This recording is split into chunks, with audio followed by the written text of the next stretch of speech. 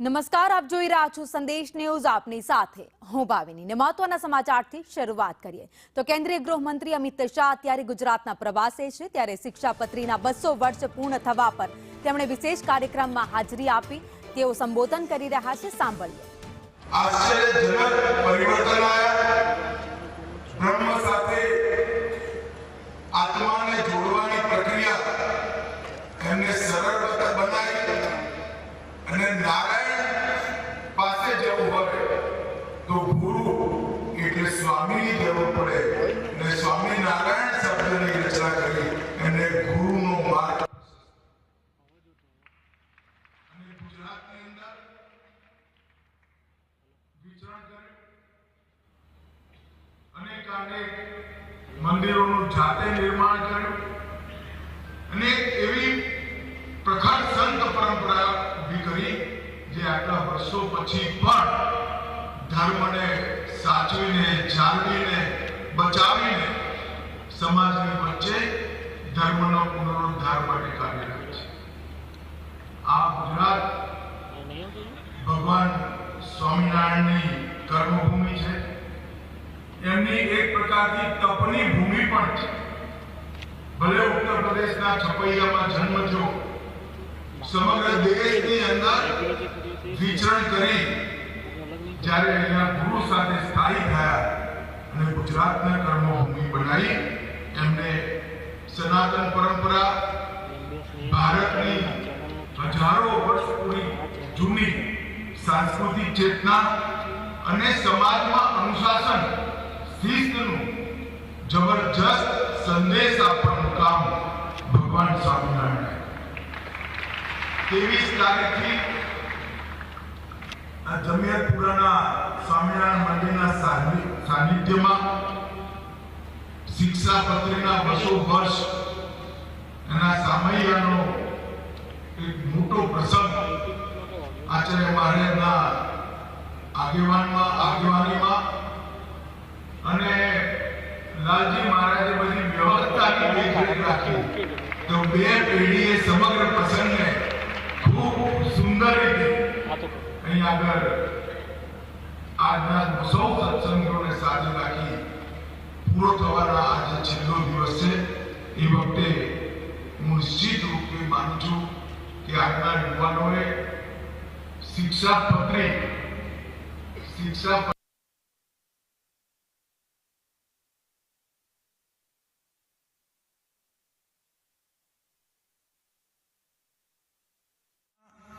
અને સમાજમાં અનુશાસન શિસ્તનું જબરજસ્ત સંદેશ આપવાનું કામ ભગવાન સ્વામિનારાયણે કર્યું. 23 તારીખથી જમિયતપુરાના સ્વામિનારાયણ મંદિરના સાનિધ્યમાં શિક્ષાપત્રીના 200 વર્ષ એના સામૈયાનો એક મોટો પ્રસંગ આચાર્ય મહારાજના આગેવાનીમાં અને લાલજી મહારાજે બધી વ્યવસ્થાની દેખરેખ રાખી તો બે પેઢીએ સમગ્ર પ્રસંગને ખૂબ સુંદર રીતે અહીં આગળ આજના સૌ સત્સંગીઓને સાથે રાખી પૂરો થવાના આજે છેલ્લો દિવસ છે. એ વખતે હું નિશ્ચિત રૂપે માનું છું કે આજના યુવાનોએ શિક્ષાપત્રીના ધ્યાનથી અભ્યાસ કરવો એ કેવળ ધર્મ માટે નહીં, તમારા જીવનને પણ સુચારું બનાવવા માટે, અનેક વિવાદોથી મુક્ત કરવા માટે સ્વામિનારાયણ ભગવાનના આ શ્લોકો તમને કામમાં આવશે. આ 212 શ્લોકોમાં ધર્મ, જ્ઞાન, વૈરાગ્ય, ભક્તિ અને વ્યવહાર, સૌથી મહત્વની વસ્તુ વ્યવહાર છે. હું ખાલી 2 જ વાતોનો ઉલ્લેખ કરવા માંગુ છું. કેટલી દૂરંદેશી સાથે સ્વામિનારાયણ ભગવાને પોતાના અનુયાયીઓ માટે આ ગ્રંથની રચના કરી છે કે લખ્યા વગર કોઈને દેવું આપવું, લખ્યા વગર કોઈને ધીરવું નહીં. જો લિટિગેશનથી બચવું હોય તો લખાણ કર્યા વગર ધીરવું નહીં, 200 વર્ષ પહેલા વિચારવું એ ખરેખર બહુ મોટી વાત. ઘરના પાછળના દરવાજાથી કોઈ દિવસ જવું નહીં. પાછળના દરવાજાથી જવાથી સામાન્ય વ્યક્તિને લાગે એમાં શું, પણ પાછળના દરવાજાથી જઈએ તો 25 પ્રકારની શંકા કુશંકાઓનું નિર્માણ થાય. એનાથી હંમેશા બચવું જોઈએ. આ પ્રકારના અનેક વ્યવહારુ જીવનના સુંદર ઉપદેશો પણ એમને આપ્યા. વલ્ભાચાર્યે પ્રશસ્ત કરેલા પૃષ્ટિ માર્ગના સંપૂર્ણ માર્ગના અનુસરણની પણ એમને એ વખતે આજ્ઞા આપી.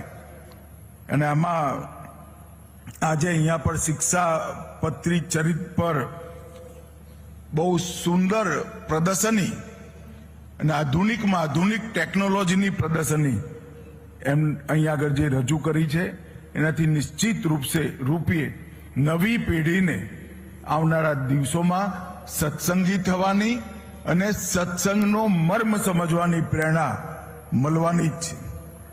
શિક્ષાપત્રી એક પ્રકારથી જીવનનું નૈતિક કોન્સ્ટિટ્યુશન, નૈતિક સંવિધાન છે.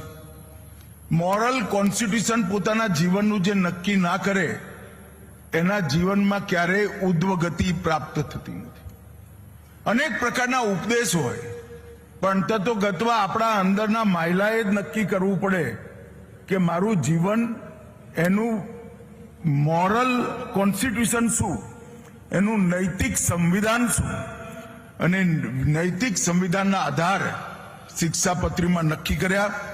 વ્યક્તિગત ચરિત્રની ઉચ્ચતા, સામાજિક મર્યાદા, સેવા, સંયમ, કરુણાનો ભાવ, અહિંસા અને કર્તવ્ય બોધ, આ બધા માટે સ્પષ્ટ દિશા સ્વામિનારાયણ ભગવાને શિક્ષાપત્રીમાં આપણી સામે ચીંધી.